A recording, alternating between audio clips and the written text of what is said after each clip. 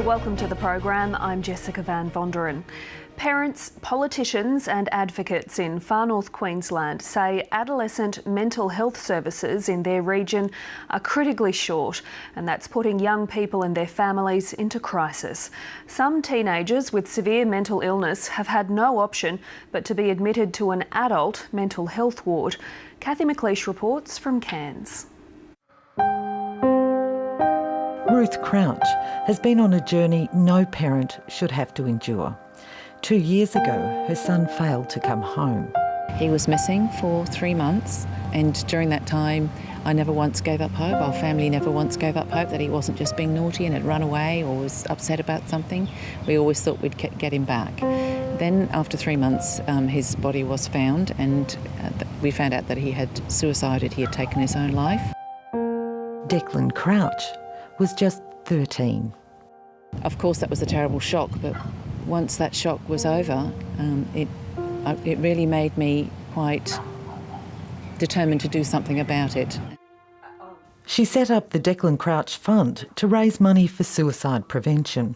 She's joined forces with the Dr Edward Koch Foundation.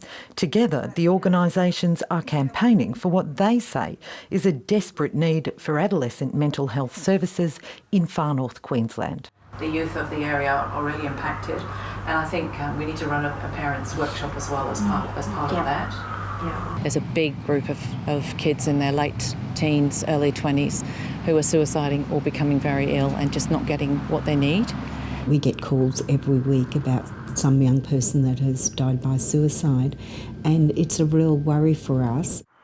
The most critical need, they say, is an adolescent mental health ward at the Cairns Base Hospital. So far, more than 7,000 people have signed a petition to support the call. We really need a dedicated, well-resourced mental health facility for young people.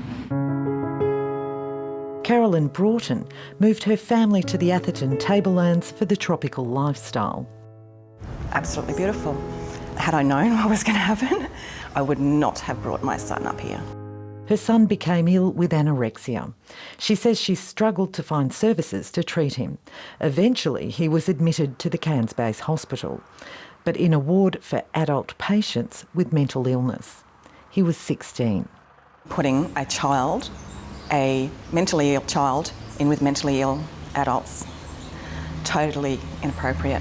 He deteriorated rapidly. He went backwards very quickly, and it seemed like no one noticed except for me. This mother doesn't want to be identified. Her daughter has a devastating mental illness. She was 12 when she became ill. I have steeled myself on hundreds of occasions in the last couple of years that my child may have killed herself.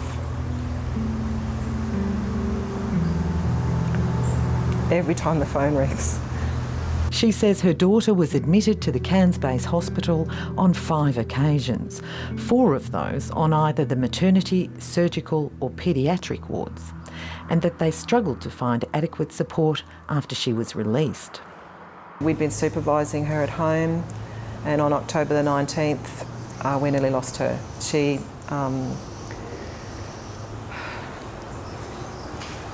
thankfully we didn't. But she's been in the Cairns Base Hospital ever since, and she's still there.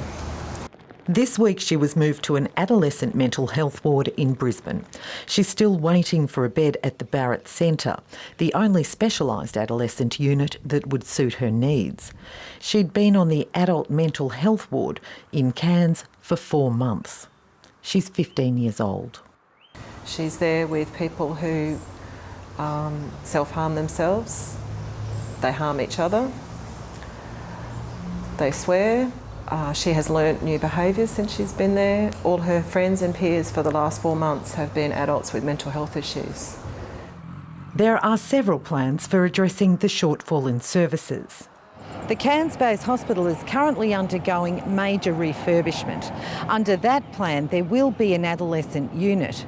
But young people suffering mental illness and those in hospital for medical or surgical reasons will share a ward.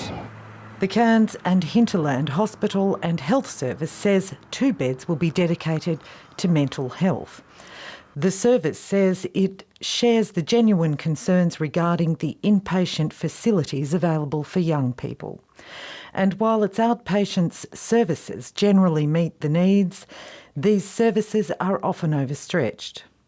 It says the current situation is not ideal, but it anticipates the new unit will allow us to adequately treat some of these young patients.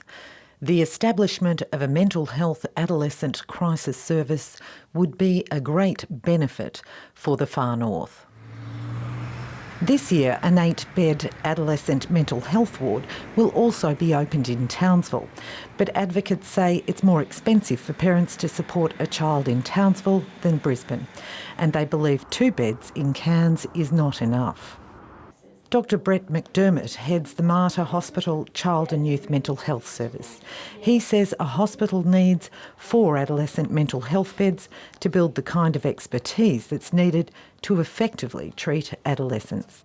Look, my understanding of having 2 beds in Cairns is that that will be useful for acute emergency presentations, but there's no way that 2 beds will affect the outcomes of people with serious, complex, long-standing mental health issues, mainly because the Barrett Adolescent Centre would put people into that unit for several months.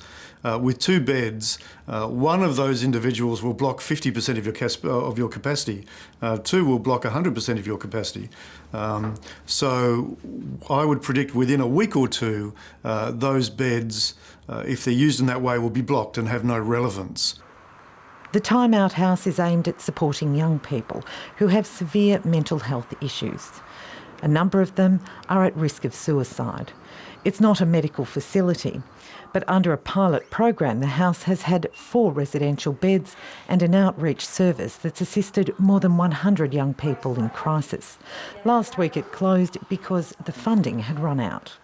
These were the only adolescent beds in Cairns, and they weren't in a hospital, they were in a community residential, and really the Cairns community has no other options at this stage. This week it was given a reprieve. At the moment, we've just received word on the weekend from Minister Springborg's office that they would continue to fund those 4 beds for the next 6 months. The outreach service has been lost. You can't stop and start these programs. It is incredibly successful. You've got to fund it. We have an obligation to fund that program. We just can't shut the bloody thing down and use the excuse that we've got no money. We've got to get in there and we've got to fund these because kids' lives depend on it.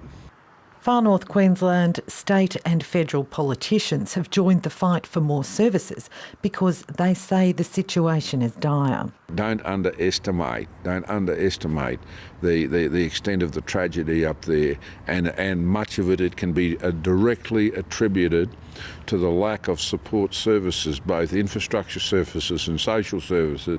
It is really heart-wrenching when you sit there and you listen to these stories, and it's not once in my first 12 months of my term. It is at least half a dozen different families, and it is touching, and we just cannot afford to lose, valuable, people of our community at such a young age.